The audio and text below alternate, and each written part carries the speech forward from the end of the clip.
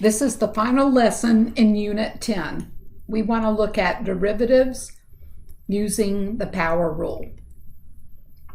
In order to find the derivative of a function without using the limit process, we would have a more efficient way to work.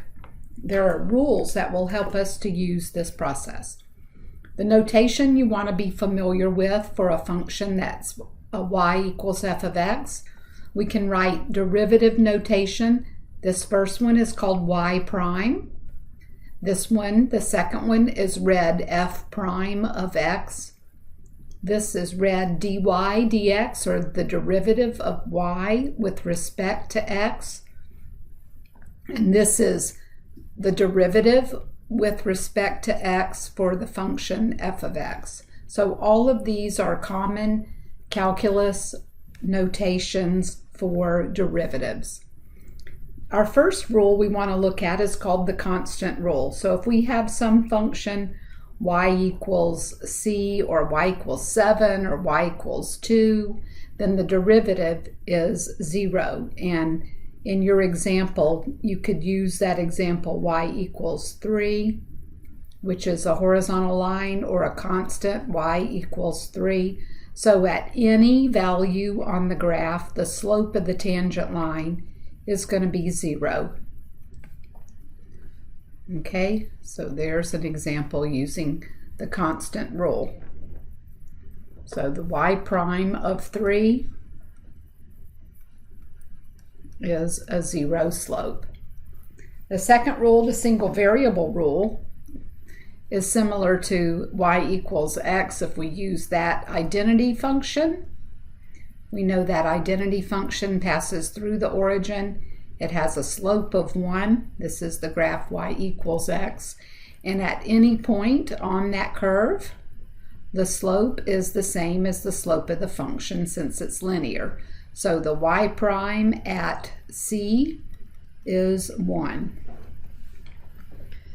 The third rule, the power rule, really helps when we have a polynomial function that's some power. So the rule says this: if you have some function x to a power, then the derivative of that function anywhere on the curve is the power.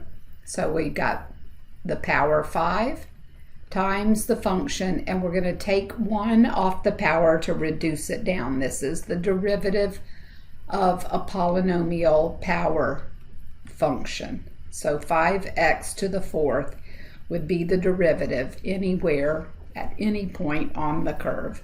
So if I wanted to know what the derivative is at -1, so given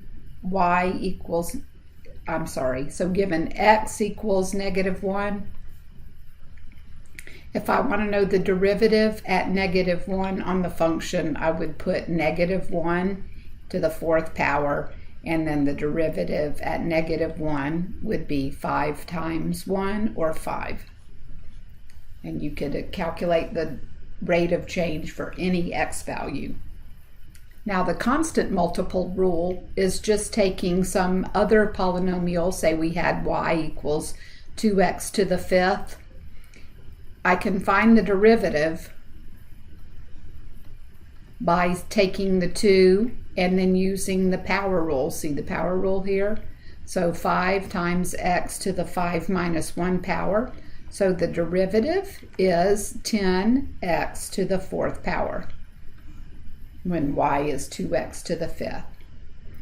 And then if we had some trinomial or binomial or any type of polynomial, so let's say we had x to the 3rd minus 4x squared plus 5x, you can tell that we're going to separate the derivative into single terms and take the derivative one piece at a time. So we could have, in fact, let's put a constant here. So let's say we had 7. So we got 3 times x to the 3 minus 1, and 4 times 2 to the 2 minus 1, and 5 times 1 to the 1 minus 1, and then we don't have any, this is like x to the 0, so we have 7 times 0, and that's going to be a 0 term in that case. So the y prime is 3x to the second minus 8x to the first plus 5. And since it's a constant, then the derivative of a constant is 0. You don't even have to think about that, right? So the power rule. And in this first case, you can see that each one is a constant term. So using the appropriate notation, the derivative is 0. The f prime of x is 0, and the s prime of t is 0. So we want to be able to use the proper notation for the way the function is named in each case. This one is a linear function, so the derivative y prime is going to be 8 times 1, and the x would go to the 0. F prime of x would be -3, and the derivative of 5 is 0. And then s prime of t, so t is my variable, e is a constant, so you're thinking e times the power 1 to the t and 1 minus 1 power, so that would be e. You just have to be careful, don't confuse e and pi and t and x as all being variables. And here we have from simple to more difficult. So y prime is 5x to the 4th power. F prime of x, let's see if you can do it in your head. 3 times 6 is 18, and take 1 off the power. 2 times -5 is -10, and reduce the power on the variable. 1 times 3 is 3, and then the derivative of a constant is 0. On letter C, s prime of t would look like -32t plus 96, and then 2 more to go. So on G prime of x, 2/10 times 10 is 2x to the 9th, and a half times 2 is -1x to the 1st power, and then 0.6 times 1 is just 0.6, and this derivative goes to 0. And then last but not least, on letter E, we have y prime is 1x to the 3rd power minus 2x to the 2nd power plus x minus 3. So that's power rule is relatively simple. Now, one thing you do want to know is remember the rules about exponents, those derivatives.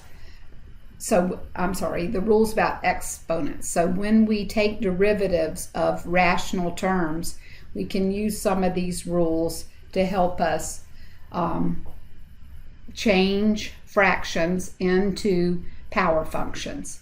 So let's get started. We can see here, if we rewrite this, we can rewrite that square root term using one of our exponent rules. So f of x can be written as 5x to the 3rd minus 4x to the 1/2 power plus 2x to the -3. So what we did is we took a complicated function and simplified it so we can take the derivative using those rules.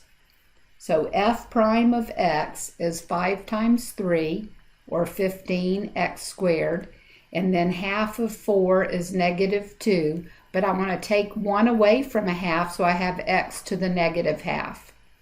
And then -3 times +2 is -6, and we want to subtract 1 from here as well. So in each time, I'm subtracting 1 from the power once I take the derivative.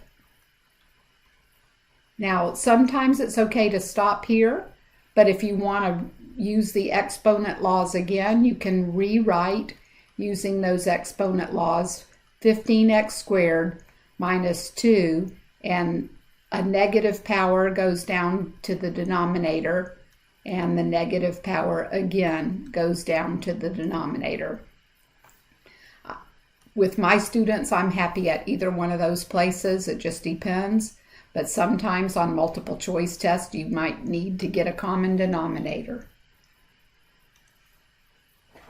So in this one, we're going to rewrite the problem. So rewriting gives us 4x to the negative 3 minus 2x to the negative 2 plus 5x minus x to the negative 1. Our derivative looks like negative 12x to the negative 4 plus 4x to the negative 3 plus 5 plus 1x to the negative 2. And then writing with only positive exponents, we'd have negative 12 divided by x to the 4th plus 4 divided by x cubed plus 5 plus 1 divided by x squared. And then if you wanted to, you could rearrange those in order if necessary. Now, this one, in calculus, you will learn the quotient rule, but in this particular case, when you see that you have a single term denominator, you want to reduce the each term or divide by that single term denominator so that your h of x is rewritten to just look like a polynomial. 7x cubed plus x squared minus 5x minus 3 plus 8x to the negative 1 power. So I can simplify down each term by dividing each term by x, and then taking the derivative, we have 21x squared plus 2x minus 5. The derivative of a constant is 0, and this one's going to be negative 8x to the negative 2, so I'm going to just rewrite that as negative 8 divided by x squared. So simplified as we're working through. That's the power rule. In example 5, you see you've got to do a little bit more work. These might be a little more challenging because you've got to expand. So we end up with 3x squared, and then outside and inside give us 9 minus 2. So that looks like 7x. And then negative 6. Then the derivative is 6x plus 7. So remember the derivative, this is the slope of the tangent line or the instantaneous rate of change at any point on the curve. And again, I have this single term denominator, so we're thinking about this as x to the 1/2 power. So to rewrite that, if you thought about x to the 1/2 power, I think I'm going to need more writing room here. So let's move this down here. Put this here.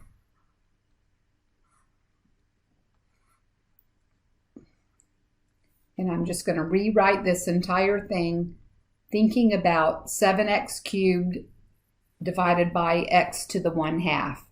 So that would be 6 over 2 minus 1 over 2. So our denominator, our power would be 5 over 2. And then 2x squared minus 1/2. So 2 minus 1/2 is 1.5. And then x to the first minus 1/2 is going to be x to the 1/2 power. So reduce, get rid of that single term denominator, turn it into a polynomial type expression, and then take the derivative. So 7 times 5 divided by 2 is 35 halves, and then minus 1 from 5 halves would be 3 halves. 3 times 2 divided by 2 is just going to give us negative 3, and subtract 1 from 1 1/2, we're going to end up with a half. And then half of 4 is 2, and subtract 1 gives us x to the negative 1/2. And again, if you want no negative exponents, we would be looking at 35 halves x to the 3 halves minus 3 square roots of x plus 2 divided by the square root of x. So the power rule is really pretty straightforward, simple. You just have to think and pay attention to the arithmetic.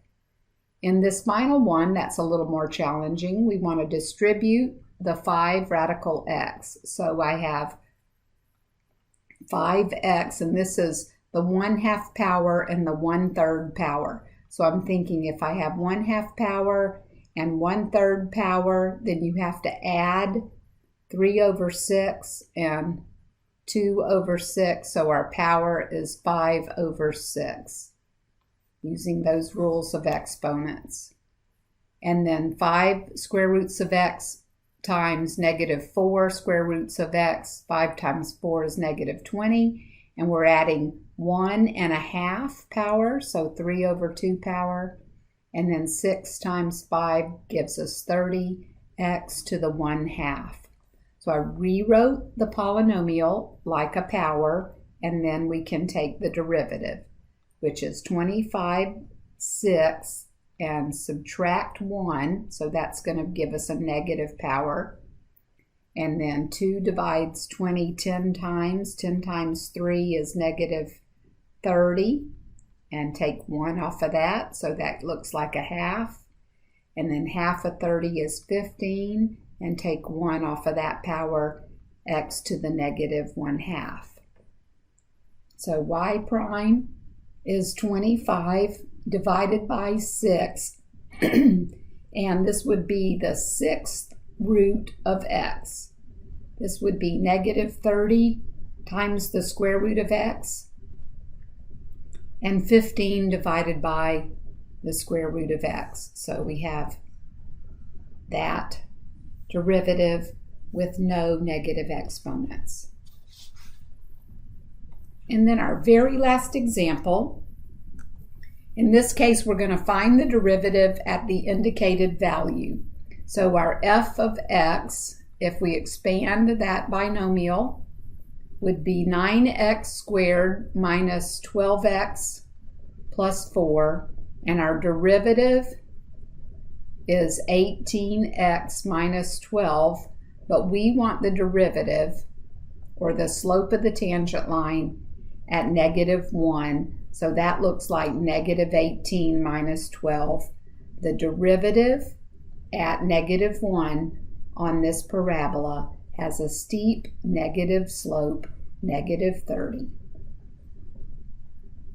On part B, first thing is to rewrite that. So we are looking at 3x to the 1/4 power minus 4x to the 1/2 power plus 2x. The derivative in general is 3/4 x to the negative 3/4 minus 2x to the negative 1/2 plus 2. We want the slope of the tangent line where x is 16. So 3/4, and we got the 4th root of 16 cubed, and 2 divided by the square root of 16 and 2. So this particular term is going to be 3/4, and the 4th root of 16 is 2, and 2 cubed is 8. This is going to be 2/4, and this is going to be 2. So it looks like our common denominator is 32. So this is going to be 3, but if we have 8 times 8 here, the next term is 16, And we have 32 over 32 here, so we have 64. So 64 minus 16, add 3, looks like the derivative when x is 16 is 51/32. So that one was a little challenging. And our very last example, we want the derivative at a half.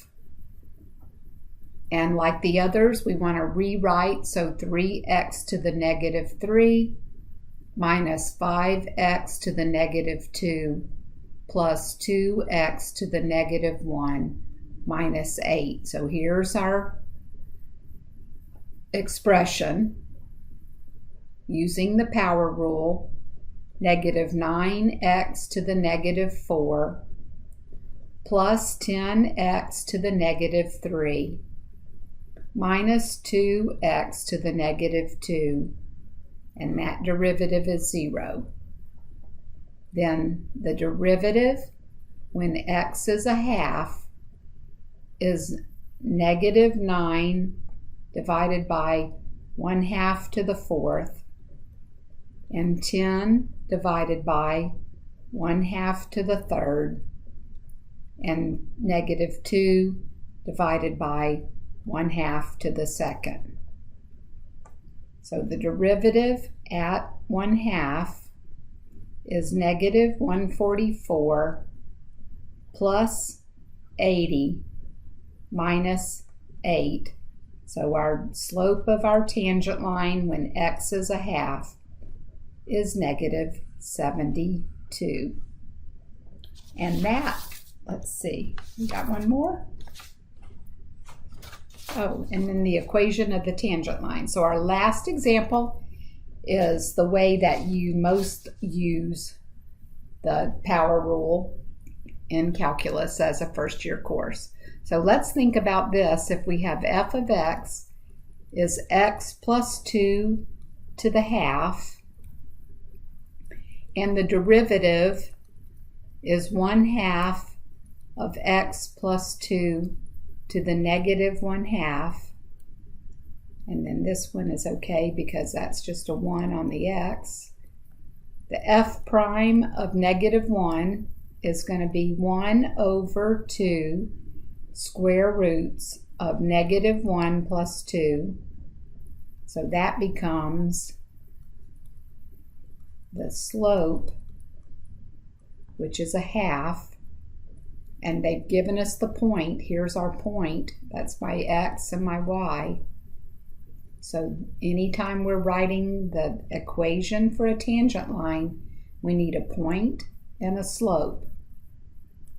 Our equation for our tangent line is y equals the slope times x minus the x value, that's negative 1, so minus a negative, plus the y value. So tangent line, this is the equation for the tangent line on the graph of the square root of x plus 2. And then our very last one, so we want to rewrite that as x plus 3x to the negative 1. Our derivative is 1 minus 3x to the negative 2. We want the slope at negative 3, which is 1 minus 3 divided by negative 3 squared. So that's 1 minus a third, which makes our slope 2/3. So this is the slope. But we don't know the point, so we want to find the point. What is the f of negative 3? So that's negative 3 plus 3 divided by negative 3. That makes our point negative 4. So this is the point, negative 3, negative 4.